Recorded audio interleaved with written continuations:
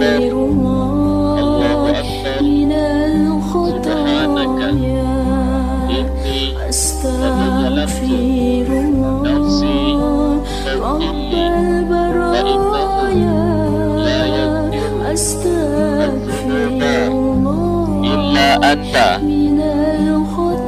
Alhamdulillah. Ya, alhamdulillah. InsyaAllah kita akan hari ini ziarah tambahan. Kita akan pergi ke Masjid Quba. Masjid Quba. Kemudian setelah kita solat asar di Masjid Quba, kita akan singgah di Bi'ru Izik.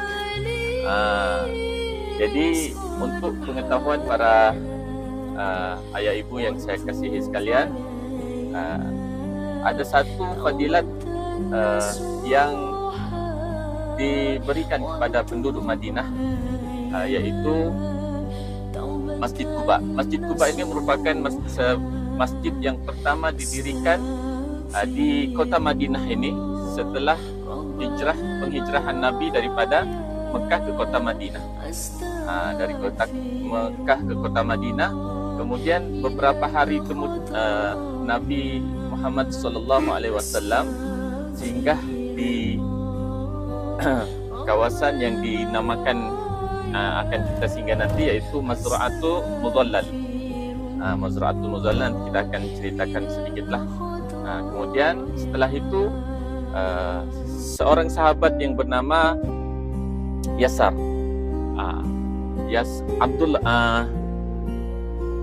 anak-anaknya Yasar, Ibnu Yasar, dia mengusulkan agar didirikanlah masjid di kawasan itu. Jadi Masjid Quba ini antara fadilatnya adalah seperti mana sabda Rasulullah SAW, "Man tatahhara fi baitihi thumma ata masjid Quba'in fasalli rak'ataini kana lahu ka'ajri umrah." Jadi siapa yang bersuci di rumahnya, maksudnya mengambil air wudhu, kemudian dia sengaja datang ke Masjid Quba. Setelah sampai Masjid Quba, langsung dia melaksanakan solat sunnah 2 rakaat, maka dia akan mendapatkan ganjaran pahala seperti mana setiap hari Sabtu dengan berjalan kaki ataupun menaiki kenderaan.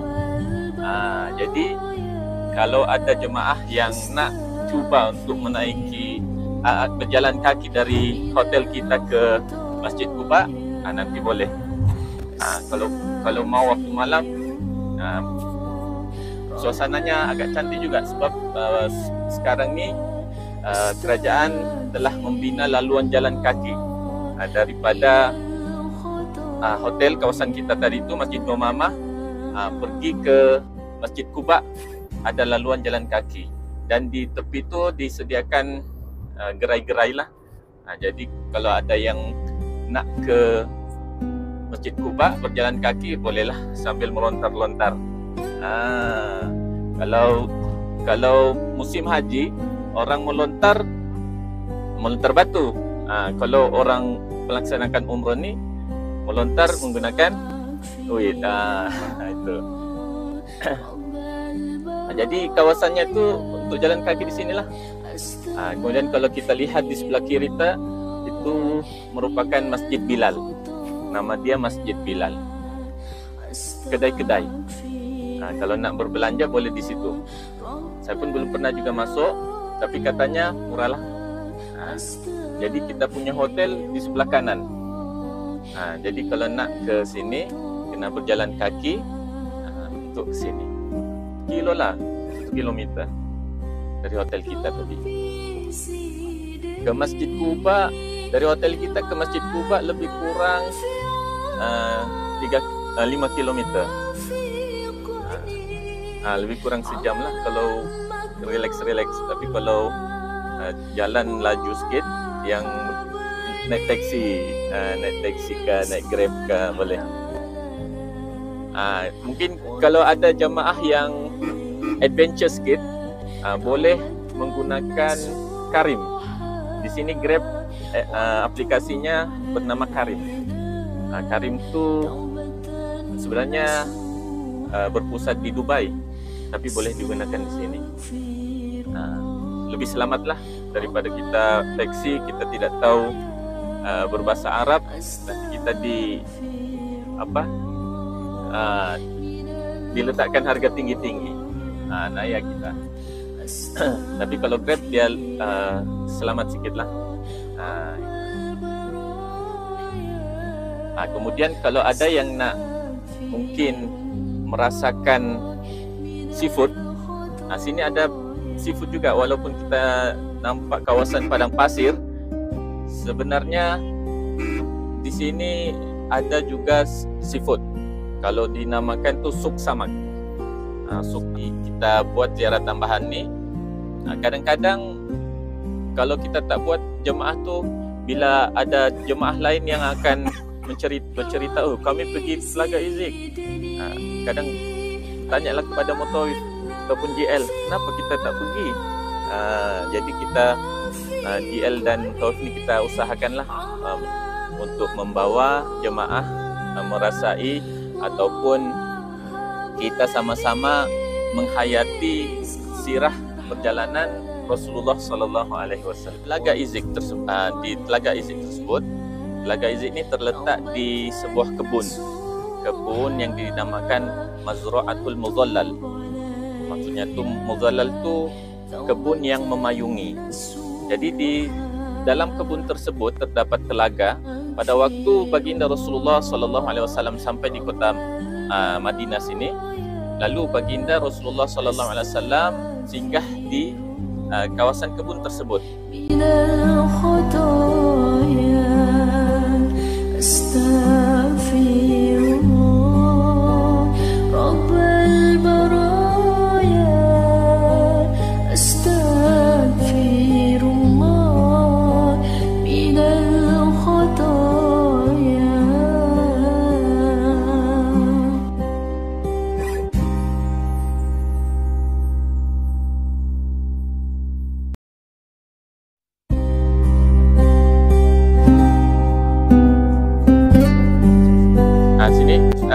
Kumpul sini sikit, dekat sikit. Okey, semua. Ada lagi?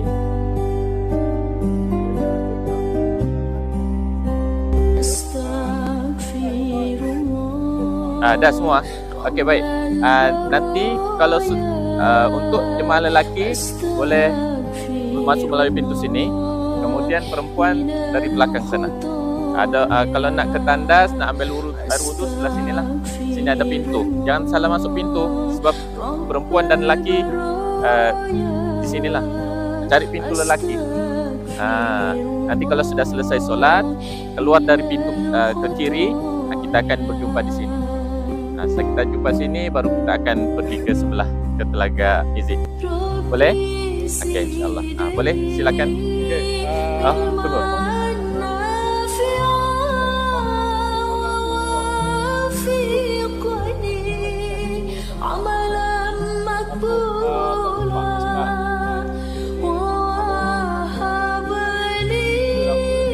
Nanti dululah.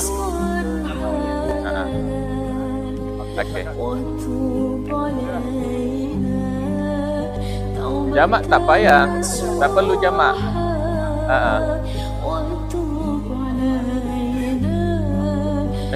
Mazra'ah Muzallal.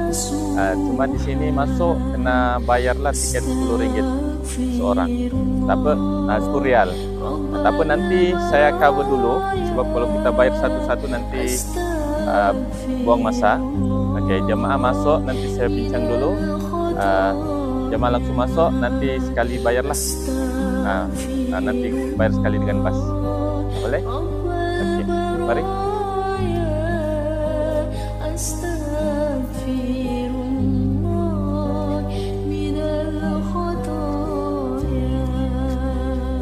يلا يلا يا حجي يلا يلا بسرعة.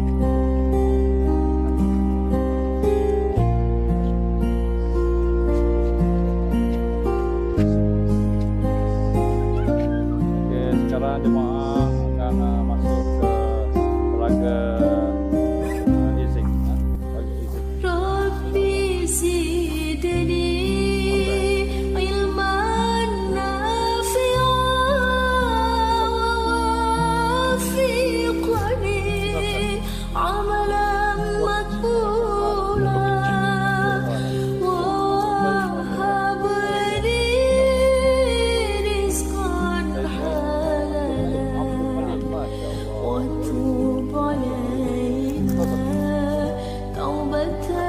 نصوحا وتوب علي توبة نصوحا أغفر الله رب البرايا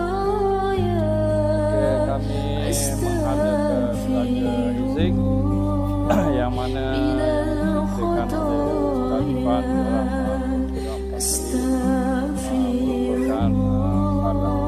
satu-satunya air telaga yang masih ada lagi sampai sekarang daripada zaman Rasulullah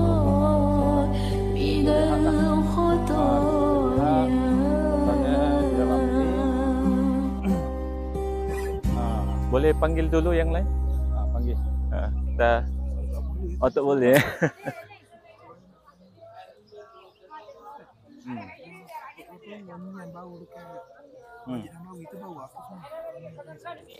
Masjid Nabawi. Alhamdulillah, sekarang kita berada di dalam Mazra'atu Mudhallal, iaitu kebun memayung. Mudhallal ni maksudnya naungan ataupun memayung. Jadi pada saat baginda Rasulullah sallallahu alaihi wasallam berhijrah dari kota Mekah ke kota Madinah, pada waktu Nabi berhijrah pada hari Khamis. Kemudian Nabi bersembunyi dengan Abu Bakar radhiyallahu anhu di Gua Sur. Perjalanan daripada Mekah ke Madinah ni biasanya memakan masa lebih kurang 7 hingga ke 8 hari. Kalau berjalan kaki dengan unta lah. Kalau kita ni mungkin hanya 5 jam sejak kemarin kan. Jadi pada Khamis minggu berikutnya, penduduk-penduduk Madinah yang mendengar Nabi berhijrah datang ke Madinah, mereka pun setiap pagi, setiap subuh, mereka akan menunggu di sekitar sini untuk menunggu kedatangan Rasulullah sallallahu alaihi wasallam berserta rombongan. Abu Hurairah ni penunjuk jalan lah. Jadi setelah menunggu sekian lama sehingga panas terik matahari, Nabi belum juga kunjung tiba. Kerana mereka tidak tahu bahawa Nabi sebenarnya 3 hari dia bersembunyi terlebih dahulu di Gua Sur. Begitu juga hari keesokannya menunggu dari subuh sehingga pagi tidak juga kelihatan kelibat Nabi, mereka pun pulang. Kemudian pada hari berikutnya begitu juga, tidak melihat kelibat Nabi, kemudian mereka pulang. Hari Jumaat, Sabtu, kemudian pada hari Isnin mereka menunggu juga sehingga matahari naik. Kemudian ketika mereka hendak pulang, lalu adalah seorang Yahudi ketika itu dia manjat pokok kurma untuk memetik pokok kurma. Di atas pokok kurma itu dia melihat kelibat ataupun rombongan Nabi nak memasuki kota Madinah. Dan dia memang tidak kenal. Kalau dia kenal mungkin dia tidaklah menjerit. Kemudian dia melihat orang yang tidak kenal memasuki Madinah, lalu dia berteriaklah, "Ya, ada adik lakinya ni. Lesh aku lam yaji'na."